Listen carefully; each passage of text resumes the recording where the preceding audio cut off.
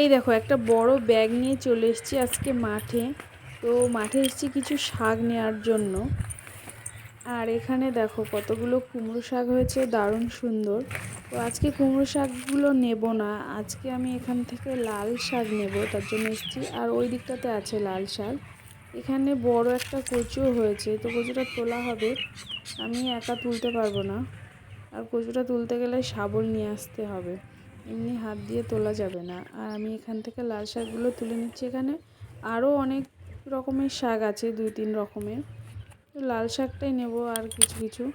এই যে আমার শাক তোলা প্রায় হয়ে গেছে, এবার আমি বাড়ি যাব। তো এখানে দেখলাম কিছু পুঁই শাকও রয়েছে, তো কিছু পুঁই শাকও তুলে নিয়েছি। এই যে ব্যাগে ভরে নেওয়া হয়ে গেছে, এবার আমি যাব বাড়ি। এই বাড়িতে গিয়ে আবার এই শাকগুলো পরিষ্কারও করে নিতে হবে আমার। আর এদিকটাতে দেখো এই যে ফুল ক্ষেত, তোমাদের অন্য একটি ব্লগে দেখিয়েছিলাম এই ফুল ক্ষেতটা আগে কত সুন্দর ছিল, গাছগুলোও ভালো ছিল, এখন নষ্ট হয়ে গেছে। আর এদিকটায় বসানো হয়েছে চিচিঙ্গে, গাছগুলো এখন ছোট, সবে মাচায় উঠছে। তারপরে বাড়িতে এসে এই দেখো আমার ফুল গাছগুলো কেমন আস্তে আস্তে নষ্ট হয়ে যাচ্ছে, কারণ এগুলো শীতের ফুল ছিল। তো শীতকাল চলে যাচ্ছে আর ফুল গাছগুলো কেমন একটা হয়ে যাচ্ছে। তারপর আজকে নিরামিষ ভাবলাম কি রান্না করব। তো আমাদের গাছে অনেকগুলো ইঁচড়ও হয়েছে, তো ভাবছিলাম ওখান থেকে একটা ইঁচড় পেরে নেব। এই দেখো এই গাছটাতে প্রচুর ইঁচড় হয়, আর আগের বছরও প্রচুর হয়েছিল কাঁঠাল। তো অনেক খাওয়া হয়েছিল, নষ্টও হয়ে গেছে, বিক্রিও করা হয়েছিল। তো এই গাছটাতে এত পরিমাণে হয়, কিন্তু দুঃখের বিষয় হচ্ছে গাছটা রাখা যাবে না, কারণ আমাদের বাড়ির একদম গায়েই গাছটা, ওই জন্য কেটে ফেলতে হবে। তো ওকে বললাম কেটে দিতে, এই যে। তো আমি হাত পাচ্ছিলাম না, ধরো ধরো ধরো এটা দিয়ে কাটো।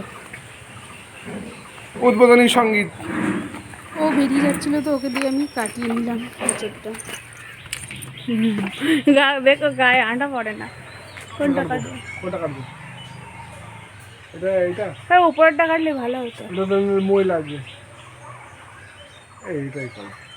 এই সাইডে আসো দেখো, না এদিকে কাটার। ঠিক আছে, এটা বেশি বড়।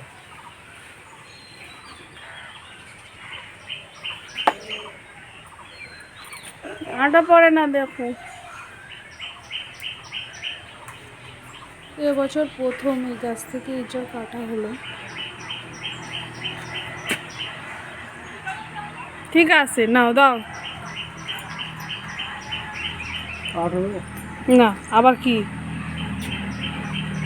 এবার আমি রান্নাঘরে এসে সব কিছু রান্না শুরু করে দিয়েছি। এদিকে আমার হচ্ছে সজনের ডাঁটা তরকারি, বড়ি দিয়ে আলু দিয়ে নিরামিষ তরকারি। এদিকে শাকটা আমার ধোয়া হয়ে গেছে, শাকটাও এবার বসিয়ে দেবো। এক এক করে সব রান্নাগুলো সেরে নিচ্ছি, আর তার মাঝখানে মাঝখানে কেটেও নিচ্ছি, এঁচোড়টাও কাটছি। এই যে দেখো শাকটা আমি প্রথমে সিদ্ধ করে নিচ্ছি, এঁচোড় আমার কাটা হয়ে গেছে। এবারে কষিয়ে নেব এঁচোড়টা। আজকে পেঁয়াজ রসুন কিছুই দেবো না, নিরামিষভাবেই রান্না করছি, সব কিছুই আজকে নিরামিষ। আর আমি ইঁচড় সিদ্ধর জলটাই দিয়ে দিলাম ইঁচড়ের তরকারির মধ্যে। এরপর আমার সব রান্না হয়ে গেলে দেখো এই যে ইঁচড়টা কালারটাও দারুণ এসছে।